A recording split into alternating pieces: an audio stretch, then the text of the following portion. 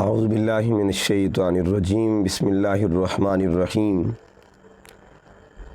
قال اللہ تبارک و تعالی فی کلامہ المجید افلا یتدبرون القرآن صدق اللہ العظیم ان اللہ و ملائکتہ یصلون علی النبی یا ایہا الذین آمنوا صلوا علیہ وسلموا تسلیما اللہم صلی وسلم علی محمد وعلی آل محمد بعدد کل شیء معلوم لک صلاۃ و سلام علیک یا سیدی یا رسول اللہ۔ معزز و محتشم سامعین و ناظرین، قرآن مجید اور علوم جدیدہ کے حوالے سے ہماری جو گفتگو چل رہی ہے آج اسی کا چوتھا حصہ پیش خدمت ہے۔ اللہ رب العزت نے قرآن مجید میں ارشاد فرمایا افلا یتدبرون القرآن، انسانیت کو پیغام دیا، ایک فکر دی کہ تم قرآن مجید میں تدبر کیوں نہیں کرتے، قرآن میں غور و فکر کیوں نہیں کرتے۔ اگر تم قرآن مجید کا مطالعہ اس انداز میں کرو کہ جس انداز میں تفکر ہو، تدبر ہو، تو اللہ تعالیٰ پھر تمہاری اس فکر کو اتنی وسعت عطا کرے گا، قرآنی افکار کا تمہاری فکر کو فیض نصیب ہوگا، تمہاری افکار کو، تمہاری سوچ کو، تمہارے تخیلات کو، تمہارے تصورات کو قرآن کا نور ملے گا۔ لیکن شرط یہ ہے کہ قرآن مجید کے ساتھ ہمارا تعلق اتنا وسیع ہونا چاہیے، اتنا وسیع ہونا چاہیے کہ قرآن مجید ہمیں تمام علوم کے خزانے عطا فرمائے۔ آج ہم جن علوم کی طرف آئیں گے اور جن باتوں کا ذکر کریں گے ان میں ایک علم ہے جس کو فزیکل ایجوکیشن کہا جاتا ہے، کہ جو جسمانی فٹنس کے حوالے سے کالجز کے اندر، یونیورسٹیز کے اندر ایک سبجیکٹ پڑھایا جاتا ہے۔ یہ جسمانی فٹنس جو ہے یہ بھی، اس کا تصور بھی قرآن دیتا ہے۔ قرآن مجید نے ایک لفظ قوی یہ انسان کے لیے بھی استعمال فرمایا۔ انسان کی صفات میں سے ایک صفت یہ بھی ہے کہ اللہ تعالیٰ اسے قوت عطا کرتا ہے، یعنی فزیکلی اسے طاقت عطا کرتا ہے۔ اگر ہم قرآن مجید کی سورہ قصص کو پڑھیں تو القوی، حضرت موسیٰ علیہ السلام کے لیے یہ لفظ استعمال ہوا۔ مفسرین فرماتے ہیں کہ جو پیغمبر ہے وہ آلریڈی قوی ہوتا ہے، لیکن یہاں جو قوت ہے وہ بطور خاص بیان کی گئی کہ اللہ تعالیٰ نے ان کو قوی بنایا، طاقتور بنایا، اور یہ طاقت جو ہے اس کا اظہار کرنا امت کو تعلیم دی گئی۔ اور جب اللہ تعالیٰ نے حضرت طالوت کا ذکر کیا تو وہاں اللہ رب العزت نے ان کی دو خوبیاں بیان فرمائیں، ان کے تعارف کے اندر دو چیزیں بیان فرمائیں۔ فرمایا وَزَادَهُ بَسْطَةً فِي الْعِلْمِ وَالْجِسْمِ، یہ دو صفات، ایک صفت کا تعلق علم کے ساتھ تھا اور دوسری صفت کا تعلق قوت کے ساتھ تھا، کہ اللہ رب العزت نے ان کو دو نعمتوں سے نوازا، اور یہ دونوں نعمتیں کسی کامل کی علامات میں سے دو علامتیں بھی یہ ہوتی ہیں کہ اللہ رب العزت جب اپنے بندوں کو بہت سی نعمتوں سے نوازتا ہے تو علم اور قوت بھی ان نعمتوں میں شامل ہوتی ہیں۔ ایک مقام پہ اللہ فرماتا ہے فَعِدُّوا لَهُم مَّا اسْتَطَعْتُم مِّن قُوَّةٍ، دشمن کے لیے جب لڑائی کے لیے تیار ہونا ہے تو ظاہری بات ہے کہ اس وقت فٹنس ضروری ہے، جسمانی طاقت ضروری ہے، جسمانی قوت ضروری ہے، اور جسمانی قوت کے لیے قرآن مجید نے بطور خاص حکم دیا ہے فَعِدُّوا لَهُم مَّا اسْتَطَعْتُم مِّن قُوَّةٍ، کہ تیاری کرو اور قوت کے ساتھ تیاری کرو۔ یہ جو چیزیں ہیں قرآن مجید نے جو جتنی بھی صحت کے حوالے سے اور طاقت کے حوالے سے قرآن مجید نے جو اصول بتائے ہیں، اگر ان کو دیکھا جائے تو ہمارے اسکولز کے اندر، کالجز کے اندر، یونیورسٹیز کے اندر آیات کی روشنی میں ہمیں چاہیے اپنے اداروں کے اندر، کالجز کے اندر، یونیورسٹیز کے اندر، مدارس کے اندر ترغیب دی جائے کہ اگر چاہتے ہو، دیکھیے نا طالب علم جو ہے، اسٹوڈنٹس جو ہیں، ظاہری بات ہے جب وہ جسمانی طور پہ مضبوط ہوں گے، قوی ہوں گے، طاقتور ہوں گے، صحت مند ہوں گے، تو وہی جو ہے صحت جو ہے ان کے علم کے لیے جو ہے فروٹفل ثابت ہوگی۔ اس لیے ضروری ہے کہ انسان جو ہے اپنی جسمانی جو ہے فٹنس اس کو قائم رکھے، اور اس کو قائم رکھنے کے لیے قرآن پاک نے اصول بتائے ہیں۔ یہی وجہ ہے کہ کالجز کے اندر جو فزیکل ایجوکیشن میں پڑھائی جاتی ہے تو یہ مدارس کے اندر بھی جو ہے اس حوالے سے ورزش جو ایکسرسائز جو ہے اس کی ترغیب ہونی چاہیے۔ اس کے بعد ہم دیکھتے ہیں قرآن مجید نے ایک مقام پہ ٹور اینڈ ٹریول کا ذکر کیا ہے، اور مختلف مقامات پہ قرآن مجید نے آیات میں فرمایا کہ جو ہم ٹریولنگ کرتے ہیں ان کے مقاصد میں ایک مقاصد ٹور ہے، سیاحت جس کو کہا جاتا ہے، اور سیاحت کو قرآن مجید نے بار بار ذکر کیا ہے اور قرآن نے ترغیب دی ہے۔ قرآن مجید نے بار بار موٹیویشن دی ہے، کل سیروا فی الارض، اے حبیب صلی اللہ علیہ وسلم آپ فرما دیجئے کہ زمین پر سیر کی جائے۔ یہ دیکھیے لفظ کل کے ذریعے امر خدا بھی ہے اور عمل مصطفیٰ صلی اللہ علیہ وآلہ وسلم بھی ہے۔ نبی کریم صلی اللہ علیہ وسلم کی اپنی آپ زندگی کا مطالعہ کیجئے، سیرت مقدسہ کا مطالعہ کیجئے تو آقا علیہ السلام کی حیات طیبہ میں بہت سے اسفار شامل ہیں، بہت سے اسفار شامل ہے۔ کبھی سفر شام ہے، یعنی جو ہجرت ہے وہ بھی حضور علیہ السلام کا ایک سفر تھا۔ تو مختلف اسفار آپ نے فرمائے، ہر سفر کا مقصد ہوتا ہے۔ تو یہ جو قرآنک تصور ہے، قرآنک کانسیپٹ ہے سیاحت کے حوالے سے، اس کو بھی ایک سبجیکٹ کے طور پر پڑھایا جائے اسکولز کے اندر، کالجز کے اندر، یونیورسٹیز کے اندر۔ پھر دیکھیں ایک اور جو چیز قرآن مجید میں تصور جو دیا گیا ہے وہ ہے ٹائم اینڈ ٹریول۔ اس کو دوسری طرف دیکھا جائے تو اسپیس اینڈ ٹائم کا جو کانسیپٹ ہے، تیہ زمانی اور تیہ مکانی۔ جب اسپیس کی بات کریں گے تو اسے تیہ مکانی کہا جائے گا، اور جب ٹائم کی بات کریں گے تو تیہ زمانی کہا جائے گا۔ ٹائم کا سمٹ جانا، ٹھیک ہے نا، ٹائم جو ہے مکان کا سمٹ جانا۔ اب دیکھیے ٹائم کی رفتار کی جب بات ہوتی ہے تو قرآن مجید نے سورہ نمل کے اندر، اسی طرح ایک مقام پہ سورہ بقرہ کے اندر اللہ تعالیٰ نے تذکرہ فرمایا ہے۔ سورہ نمل کو پڑھیے تو تخت بلقیس کا جب ذکر ہوتا ہے، 3600 کلومیٹر کے فاصلے پر تخت پڑا ہوا ہے، اور حضرت آصف بن برخیہ نے دعویٰ کیا کیا، انا آتی کا بھی قبل ان یرتد الیک طرفک، کہ میں پلک جھپکنے سے پہلے تخت لاؤں گا۔ یہاں جو کانسیپٹ دیا جا رہا ہے وہ ہے تیہ مکانی کا، کہ مکان سمٹ رہا ہے۔ اور دوسری طرف دیکھا جائے کہ حضرت عزیر علیہ السلام پر 100 سال گزرے، یا اصحاب کہف کا واقعہ جو ہے آیت نمبر 19 کے اندر اللہ پاک بیان فرماتا ہے کہ 309 سال ان پہ گزرے ہیں، اور وہ بعد میں کیا کہتا ہے، لبثنا یوما او بعد یوم۔ اسی طرح عزیر علیہ السلام کا واقعہ دیکھیے۔ یہ تینوں واقعات جب ہم جمع کرتے ہیں تو ٹائم اور ٹریولنگ کا جو کنسیپٹ ہے، یا تیہ زمانی اور تیہ مکانی کا جو کنسیپٹ ہے، اسپیس اینڈ ٹائم کا جو کنسیپٹ ہے، یعنی آئنسٹائن تو ابھی کل تھیوری پیش کر رہا ہے، قرآن مجید نے وہ تصورات پہلے عطا فرما دیے تھے، جس میں روشنی کی رفتار، یہ ساری باتیں آ جاتی ہیں۔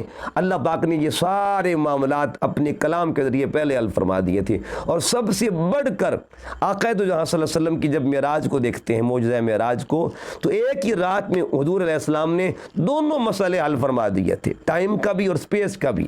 آقا علیہ السلام نے ایک ہی رات میں دونوں مسائل حل کر دیے، یعنی وہ تھیوری جو آئنسٹائن بعد میں پیش کر رہا ہے، آقا علیہ السلام نے اس کا تصور پہلے ہی دے دیا تھا۔ ادھر قرآن نے تصور دے دیا، ادھر آقا علیہ السلام کے معجزے نے تصور دے دیا۔ تو قرآن اور معجزہ معراج دونوں وہ عظیم معجزات ہیں جو 1400 سال پہلے ٹائم اور اسپیس کا کانسیپٹ کو کلیئر کر رہے تھے۔ اسی طرح پھر دیکھتے ہیں یہ جو ہوائی جہاز کا تصور ہے، ٹھیک ہے نا، فلائنگ کانسیپٹ ہے، اس کو اگر قرآن مجید کی روشنی میں دیکھا جائے تو سورہ انعام کی آیت نمبر 125 کا مطالعہ کیجئے۔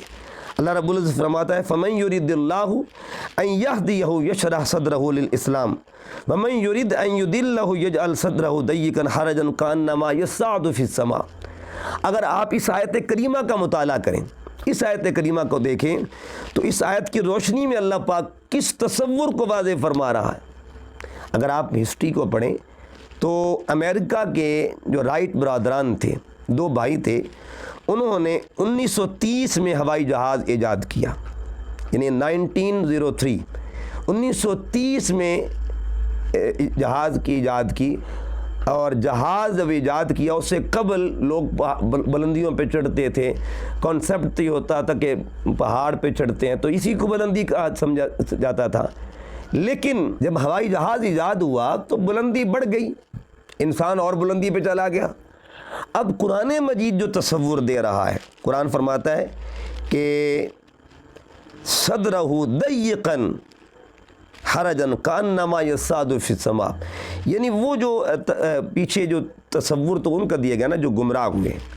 پہلی حصے میں اللہ پاک نے اہل ہدایت کا تذکرہ کیا، ہدایت والوں کو، اور بعد میں حصے میں اللہ تعالیٰ نے گمراہوں کا تذکرہ کیا. جب ہدایت والوں کا ذکر کیا فرمایا ان یہدیہ یشرح صدرہ للاسلام، اللہ ان کو اسلام کی بدولت ان کو شرح صدر عطا فرما دیتا ہے. ومن یرید ان یضلہ یجعل صدرہ ضیقا، اور جو گمراہ ہوتے ہیں تو اللہ تعالیٰ ان کو تنگیاں عطا کر دیتا ہے. اب یہاں جو آگے اللہ پاک نے فرمایا، مثال دی کانما یصعد فی السماء، جیسے وہ آسمان کی طرف جا رہا ہے، بلندی پہ چڑھ رہا ہے.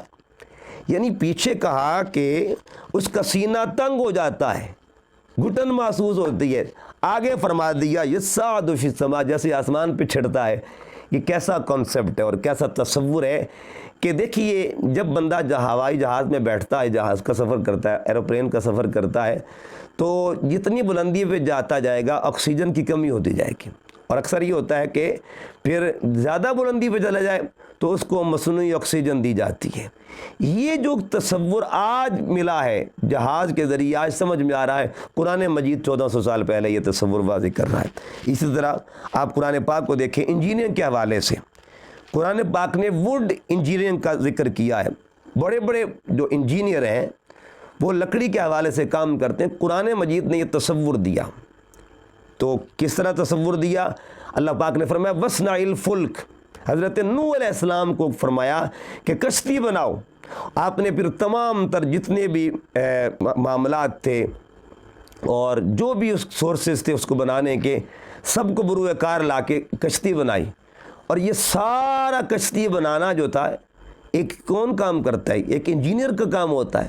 تو اللہ پاک نے یہ چیزیں تصور پہلے دے دیے.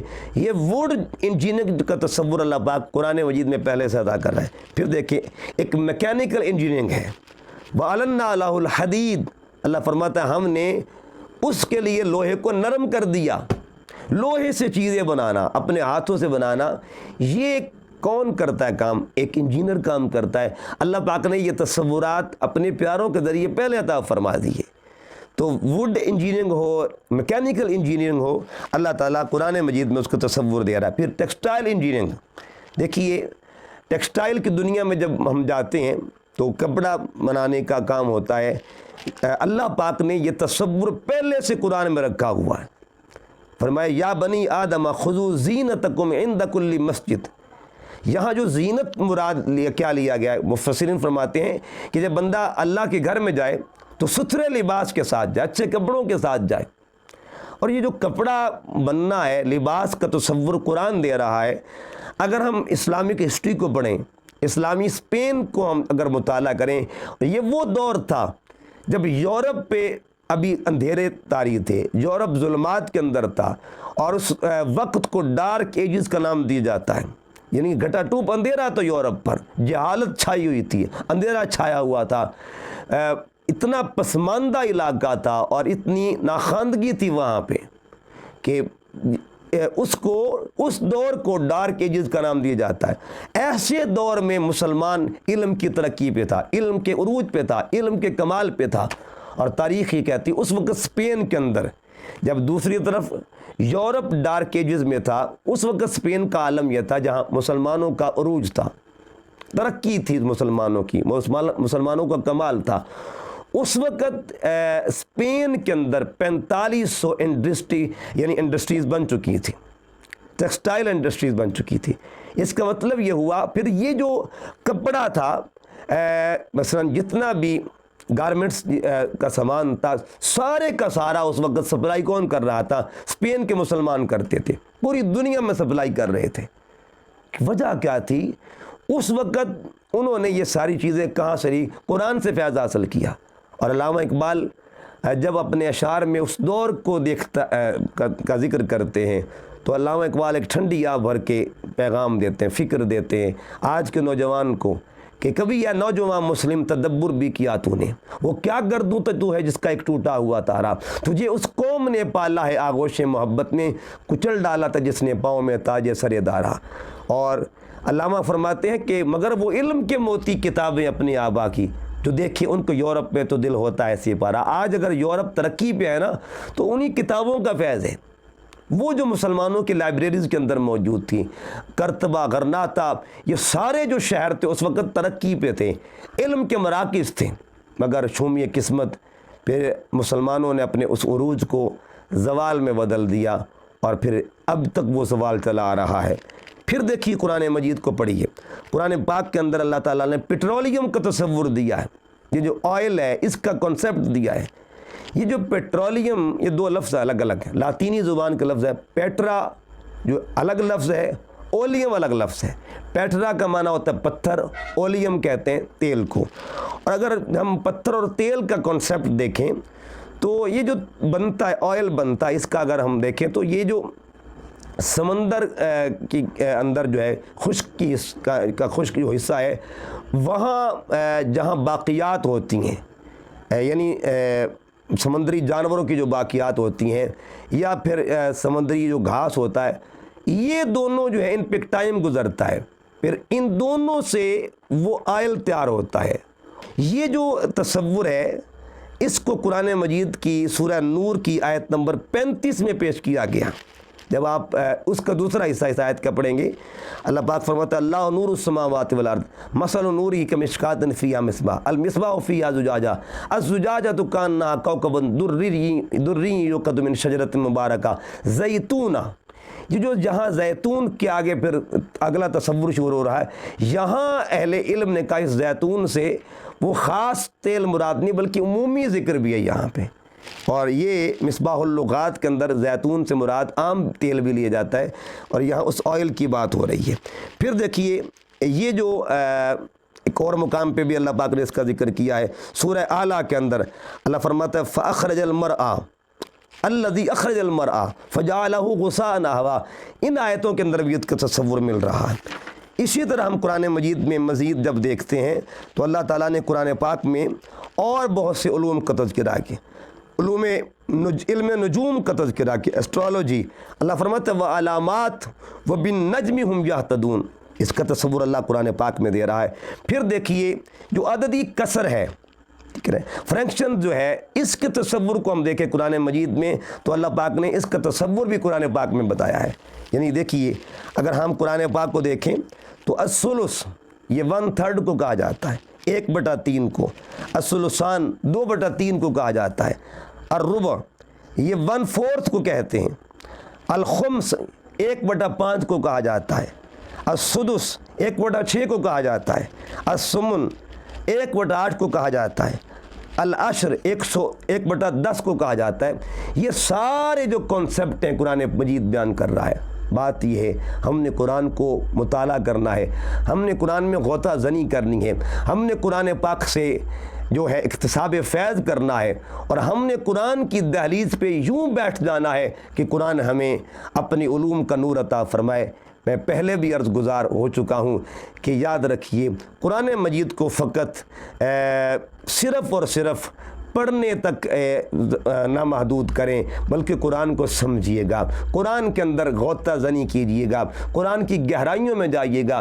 قرآن وسعت والا علم دیتا ہے، وسعت کا نور دیتا ہے، ارتقاء کے سفر کی طرف قرآن ہمیں راغب کرتا ہے۔ آئیے قرآن سے فیض یاب ہونے کے لیے قرآن سے ایسا تعلق قائم کر لیں کہ جتنا بھی دور ترقی پہ چلا جائے ہمیں قرآن کا نور ملتا رہے۔